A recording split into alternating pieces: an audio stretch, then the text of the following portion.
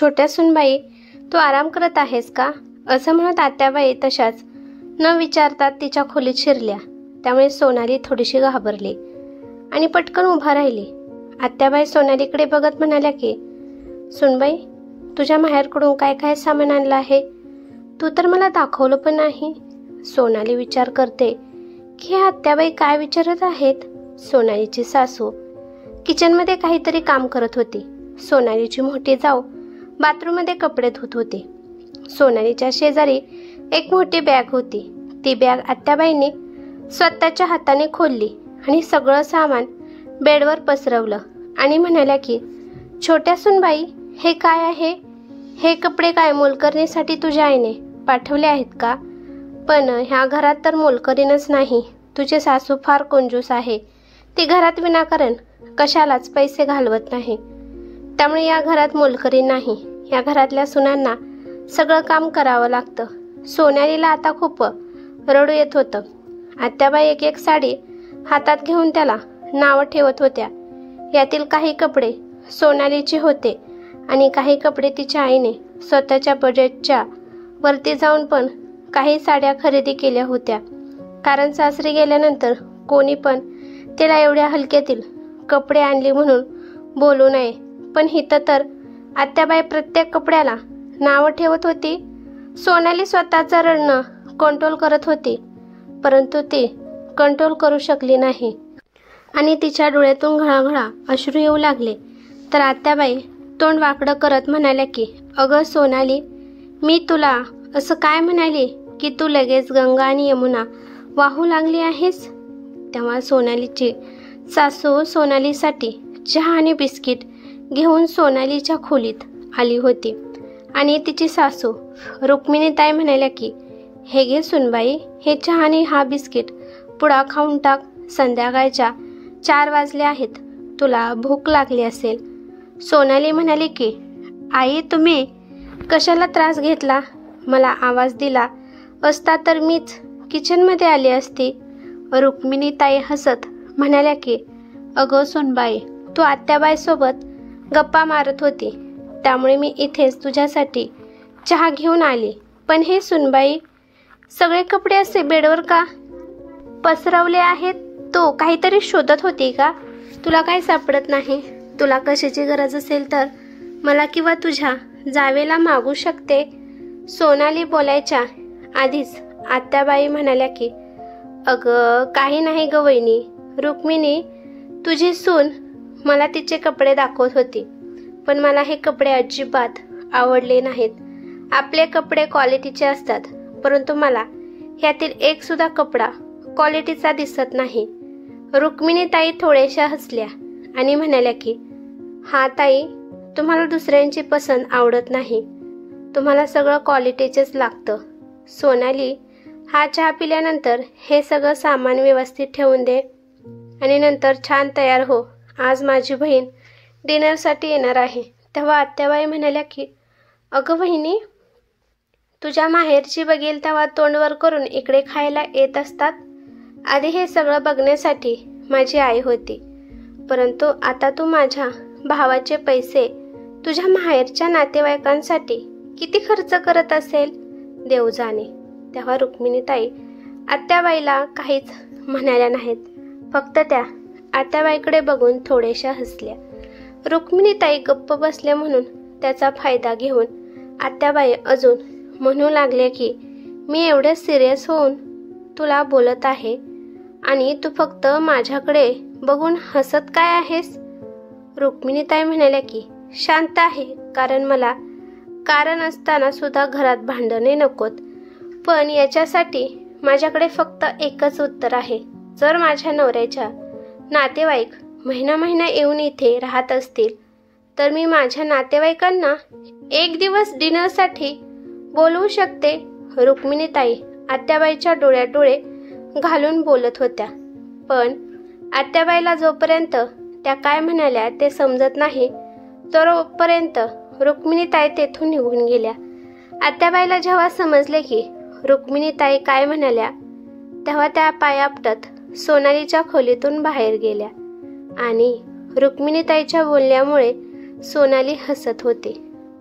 सोनालीला कळाले होते की आपली सासू आत्याबाईला काहीही न बोलता त्यांना सांगत होत्या की गेले 25 दिवस त्या माहेरी येऊन राहिले आहेत, तर मग सासूबाईचे नातेवाईक एक दिवस डिनरसाठी येऊ शकतात. आत्याबाई सारख्याच माहेरी येऊन राहत होत्या. आत्याबाई त्या शहरात राहत होत्या. त्यांना एक मुलगा आणि एक मुलगी होती. लग्न झाल्यावर मुलगी सासरी गेली आणि त्यांचा मुलगा कामामुळे बाहेर राहतो. आणि असं पण त्या त्यांच्या मुलाकडे जात नाहीत, कारण आत्याबाईच्या असल्या स्वभावामुळे त्यांची सून त्यांना घरात पाऊल ठेवून देत नाही. त्यामुळे आत्याबाई एकट्याच राहत होत्या. नणंदबाई एकट्या राहतात म्हणून रुक्मिणीताई पण त्यांना काहीच म्हणत नव्हत्या. त्यामुळे जेव्हा सोनालीचं लग्न झालं तेव्हापासून आत्याबाई मोठी सून लहान सून यामध्ये तुलना करत होत्या. सोनालीची मोठी जाऊ मोठ्या घराण्यातील होती, त्यामुळे तिच्या माहेरून काही वस्तू आल्या तर आत्याबाई त्याची तारीफ करत होत्या आणि सोनालीला ती किती गरीब आहे हे दाखवत होत्या. त्यांच्या नजरेतून सोनालीला समजत होतं की आत्याबाईच्या म्हणण्याचा अर्थ असा आहे की सोनालीचे माहेर खूप गरीब आहे आणि ते महागातले वस्तू पाठवत नाहीत. खरं तर आत्याबाईला त्यांच्या नणंदच्या मुलीचं लग्न सोनालीचा नवरा नकुल सोबत करायचं होतं, पण रुक्मिणीताईने त्यांच्या मुलासाठी नकुलसाठी सोनालीला पसंत केलं होतं. त्यामुळे आत्याबाईच्या मनात खूप राग होता. त्यामुळे सोनालीच्या माहेरच्यांबद्दल नेहमीच वाईट साईड त्या बोलत असायच्या. पण आत्याबाईच्या या स्वभावाला सोनाली खूप कंटाळली होती. असं तर सोनालीच्या सासरमधील लोक तिला कोणच काही म्हणत नव्हतं, फक्त आत्याबाईच तिला टोचून बोलत असायच्या. पण आत्याबाईच्या या टोचून बोलल्यामुळे तिला मानसिक त्रास होत होता. सोनालीचं माहेर आर्थिकदृष्ट्या स्ट्रॉंग नव्हतं. एक दिवस सोनालीने शिरा बनवला होता. आत्याबाई त्या शिऱ्याला नावं ठेवत म्हणाल्या की सोनाली, तू तर शिऱ्यामध्ये खूप सारं तूप टाकलं आहे. आता सासर आर्थिकदृष्ट्या चांगला आहे म्हणल्यावर आपल्या मनासारखं तर भरपूर तूप टाकणारच की. असं पण तू तुझ्या माहेरी तूप पाहिलंच नसेल. हे ऐकल्यानंतर सोनालीच्या डोळ्यात टचकन पाणी आलं. खरं तर आत्याबाईने त्या शिऱ्यामध्ये भरपूर तूप टाकून बनवायला सांगितलं होतं आणि आता सोनालीच्या माहेरच्या परिस्थितीवरून बोलत आहेत. सोनालीच्या लग्नाला 15 दिवस झाले होते, त्यामुळे ती नवीन होती. घरात कोणालाच काही बोलत नव्हती. रुक्मिणीताईला हे सगळं माहीतच नव्हतं की त्यांच्या पाठीमागे आत्याबाई सोनालीला कशा प्रकारे अपमानित करतात. जर रुक्मिणीताईच्या समोर आत्याबाई काही तिला बोलल्या असत्या तर रुक्मिणीताईंनी हे सहन केलं नसतं. त्यामुळे जेव्हा सोनाली त्यांच्यासमोर एकटी असेल तेव्हाच त्या अशा बोलत असायच्या. सोनाली माहेरवरून आणलेले लाडू करंजा जर सगळ्यांना खायला देत असेल तर तेव्हा आत्याबाई म्हणायच्या की असलं साधारण मिठाई आम्ही खात नाही. तुझ्या मोठ्या जावेच्या माहेरून किती छान छान मिठाई येते, तुला माहीत तर आहे का? सोनपापडी, गुलाबजामुन, काजू कतली, बालुशाही, अजून भरपूर मिठाई येतात. काही मिठाईचे तर मला नावे सुद्धा माहीत नाहीत. सोनाली आता जास्त करून माहेरी पण जाऊ शकत नव्हती, कारण का जेव्हा पण ती माहेरी जात होती तेव्हा सासरी येताना काय घेऊन आली, त्यामुळे आत्याबाई तिला टॉर्चर करायच्या. जर सोनालीच्या माहेरचं कोण येत असेल तर सोनाली त्यांना येण्यासाठी मनाई करत होती, कारण तिला वाटत होतं की तिच्या माहेरचं कोण तिला भेटायला आलं आणि त्यांनी सोबत एखादा कमी क्वालिटीचं काय घेऊन आले तर आत्याबाई अजून त्यावर बोलण्याचा मोका मिळेल. सोनाली विचार करायची की जर माझ्या माहेरचे खूपच गरीब आहेत आणि ते खूप साधारण राहतात, हे जर सासूबाईला आणि मोठ्या जावेला कळाले तर पण असेच बोलतील. त्यामुळे ती घाबरत होती. एक दिवस सोनालीच्या नवऱ्याचा म्हणजेच नकुलचा वाढदिवस होता, त्यामुळे सोनालीच्या माहेरचे आले होते. यावेळेस सोनालीला माहेरच्यांना येऊ नका म्हणून सांगता पण येत नव्हतं, कारण का तिच्या सासूबाईंनीच त्यांना आमंत्रित केलं होतं. नकुलचा जेव्हा संध्याकाळी बर्थडे झाला तेव्हा सोनालीच्या आई वडिलांचे गिफ्ट आणलं होतं. त्या गिफ्टाकडे आता आत्याबाई वाकड्या नजरेने पाहत होत्या आणि त्यांची नजर फक्त सोनालीच्या आई वडिलांनी जे गिफ्ट आणलं आहे त्याच्यावरच असायची. सोनालीला भीती वाटत होती की जर आत्याबाईने हे गिफ्ट इथं सगळ्यांसमोर खोललं तर सगळ्यांसमोर आत्याबाई मला अपमानित करतील. तिला आपल्या माहेरच्या माणसांचा मान खूप महत्त्वाचा होता. सोनालीला एक कल्पना आली आणि तिने तिच्या माहेरच्याकडून आणलेलं गिफ्ट बदललं आणि त्याच्या जागेवर दुसरं गिफ्ट ठेवलं. दुसऱ्या दिवशी जेव्हा तिची सासू सगळं गिफ्ट खोलत होती तेव्हा तिथे तर सासूबाईची एक मैत्रीण पण आली. चहा झाल्यानंतर दोघी गप्पा मारत गिफ्ट उघडत होत्या. सोनाली खुश होती कारण तिच्या माहेरकडून आलेल्या वस्तूला आता आत्याबाई नावं ठेवणार नाहीत. जेव्हा सासूबाईने सोनालीच्या माहेरकडून आणलेलं गिफ्ट उघडलं तर त्यामध्ये नकुलसाठी सुंदर ड्रेस आणि ब्रँडेड वॉच होते. हे गिफ्ट पाहिल्यानंतर सासूबाई खूप खुश झाली आणि म्हणाली की हे बघा, माझ्या छोट्या सुनबाईच्या घरून हे सगळं सामान आलं आहे. अगं, हा ड्रेस आणि हे घड्याळ तर माझ्या मुलाने काल नकुलसाठी आणलं आहे. आणि तुला तर माहीतच आहे तुझा मुलगा आणि माझा मुलगा किती क्लोज फ्रेंड आहेत आणि त्यानेच नकुलला गिफ्ट दिलं आहे. तर मग याच्यावर नाव सोनालीच्या माहेरचं कसं काय आहे?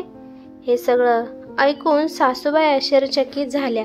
सासूबाईने सोनालीकडे पाहिलं तर सोनाली लगेच खाली मान घालून उभी राहिली. सोनालीच्या डोळ्यात पाणी आलं होतं. सोनाली आपल्या माहेरचा मान वाढवणार होती, परंतु आता तिने जे केलं होतं त्याने तर अजूनच माहेरच्यांचा मान खाली झाला होता. रुक्मिणीताई सोनालीपाशी आल्या आणि म्हणाल्या की सुनबाई, हे सगळं काय आहे? हे गिफ्ट तुझे आईवडील घेऊन नाही आले? जर तुझ्या आईवडिलांना आर्थिक मदत पाहिजे होती तर मला विचारायचं असतं. मी काहीतरी पैसे देऊन नकुलसाठी गिफ्ट आणायला सांगितलं असतं. आम्ही भेटवस्तूसाठी भिकारी नाही. आम्हाला फक्त माणसे येऊन गेले तरी चालतात. आम्हाला त्यांच्याकडून कशाची सुद्धा अपेक्षा नसते. आपल्या आनंदात सहभागी झालं हेच आमच्यासाठी महत्त्वाचं असतं. सासूबाईचं बोलणं ऐकल्यानंतर सोनालीच्या डोळ्यातून पाणी येऊ लागलं. सोनाली म्हणाली की सासूबाई, यामध्ये माझ्या आईवडिलांची काही चूक नाही. यामध्ये चूक माझीच आहे. मीच माझ्या आईवडिलांनी आणलेलं गिफ्ट बदललं होतं आणि त्यांच्या गिफ्टच्या जागी मी दुसरं गिफ्ट ठेवलं होतं. हे ऐकल्यानंतर रुक्मिणीताई म्हणाल्या की तू हे कशामुळे केलं? आणि तुझ्या आईवडिलांनी जे नकुलसाठी गिफ्ट आणलं होतं त्यामध्ये काय होतं? भरल्या डोळ्याने सोनाली तिच्या सासूकडे पाहते आणि म्हणते की मला माहीत नाही आई, त्यामध्ये काय होतं. मी ते गिफ्ट माझ्या कपाटामध्ये तसेच ठेवून दिलं आहे. मी जेवढे नकुलजींना गिफ्ट आले होते त्यातील एक गिफ्टवर मी माझ्या आईवडिलांचं नाव टाकलं आणि ते गिफ्ट माझ्या आईवडिलांनी दिलं आहे म्हणून तिथे ठेवलं. कारण का माझे आईवडील आपल्या घरातल्या स्टँडर्डनुसार गिफ्ट आणू शकत नाहीत. कारण का माझ्या माहेरची परिस्थिती एवढी चांगली नाही. त्यामुळे आपल्या घराला शोभेल असं गिफ्ट या बॉक्समध्ये असेल म्हणून मी ते गिफ्ट बदलले आणि मला आता माझ्या माहेरच्या माणसांचा अपमान झालेला सहन होणार नाही. बोलून झाल्यानंतर सोनाली खाली मान घालून उभी होती. आत्याबाई आता विचार करू लागली की आता तर सोनालीने माझं नाव घेतलं तर माझं काहीच खरं नाही. रुक्मिणीताई म्हणाल्या की आम्ही कधी तुझ्या माहेरचा अपमान केला आहे? आम्ही कधीच तुझ्या माहेरच्या आर्थिक स्थितीवरून कधीच काही बोललो नाही. कोण बोलला असेल तर मला सांग. सोनाली 2 मिनिट शांत बसली आणि म्हणाली की आई, आपल्या घरातील तर कोण नाही म्हणालं, परंतु आत्याबाई नेहमी मला माझ्या माहेरच्या परिस्थितीमुळे टोचून बोलत असतात.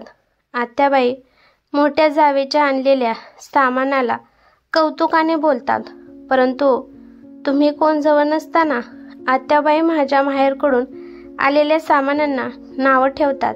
आत्याबाई, मोठ्या जाऊबाई आणि माझ्यामध्ये भेदभाव करतात. माझं माहेर किती गरीब आणि जाऊबाईचे माहेर किती श्रीमंत आहे हे नेहमी मला दाखवतात. रुक्मिणीताई आत्याबाईकडे रागाने पाहतात आणि म्हणतात की ताई, मी हे तुमच्याबद्दल काय ऐकत आहे? मी माझ्या दोन्ही पण सुनांमध्ये कधीच भेदभाव केला नाही. मी कधीच गिफ्टची किंमत पाहत नाही, त्या गिफ्ट देणाऱ्या माणसाचं मन पाहते. तुम्ही तर नकुलच्या बर्थडेसाठी कोणतंच गिफ्ट दिलं नाही, तरी पण मी तुम्हाला काहीच म्हणाले नाही. हे ऐकल्यानंतर आत्याबाईची तर बोलतीच बंद झाली. रुक्मिणीताई आपल्या सुनेला म्हणाल्या की, सुनबाई, तुला या घरात कोणाला पण घाबरण्याची अजिबात गरज नाही. या घरात तुझ्या माहेरच्या माणसाची कोणीच टिंगल उडवणार नाही. आणि जर तुझ्या माहेरच्यांना कोणी काय म्हणाले तर तो येऊन मला सांग. कोण म्हणाले की तुझ्या माहेरच्या गरीब आहेत, तुझ्या माहेरच्यांनी एवढी संस्कारी सून आम्हाला दिली आहे, तर मग तुझी बराबरी पैशात कोणीच करू शकत नाही. आता तू या घरची सून आहेस, त्यामुळे तुझे माहेरचे पण या घरातले झाले. त्यामुळे यापुढे तुझ्या माहेरच्यांचा कोणीच अपमान करणार नाही. हे ऐकून सोनाली आपल्या सासूबाईच्या गळ्यात पडून रडू लागली. तिला हे ऐकून बरंच वाटलं की सासूबाई पण माझ्या माहेरच्यांना इज्जत देतात. तर सासूबाई हळूच म्हणाल्या की, तुझ्या माहेरच्यांनी नकुलसाठी काय गिफ्ट आणलं होतं, मला एकदा पाहायचं आहे. सासूबाईचं बोलणं ऐकून सोनाली हसतच आतमध्ये गेली आणि तिच्या आईबाबांनी जे गिफ्ट आणले होते ते सासूबाईच्या हातात ठेवले. सासूबाईने जेव्हा ते गिफ्ट उघडले तर त्यात चांदीचा गणपती आणि एक महागातली शाल होती. हे पाहून सासूबाई म्हणाल्या, किती छान गिफ्ट आहे आणि तू हे लपवून ठेवलं होतं. हा सोन्याचा चांदीचा गणपती आणि गणपतीशिवाय कार्य अपूर्ण आहे. आणि ही शाल जी तुझ्या आईबापाच्या प्रेमाच्या मायेने नकुलसाठी दिली आहे, त्याच्यापेक्षा चांगलं गिफ्ट कोणतंच असू शकणार नाही. हे ऐकून सोनाली खूप खुश झाली आणि आत्याबाई हळूच तेथून निघून त्यांच्या घरी गेल्या. ही कथा कशी वाटली ते मला कमेंट करून नक्की सांगा. कथा आवडली तर लाईक शेअर नक्की करा आणि चॅनेलवरती नवीन असाल तर चॅनेलला सबस्क्राईब करा. धन्यवाद.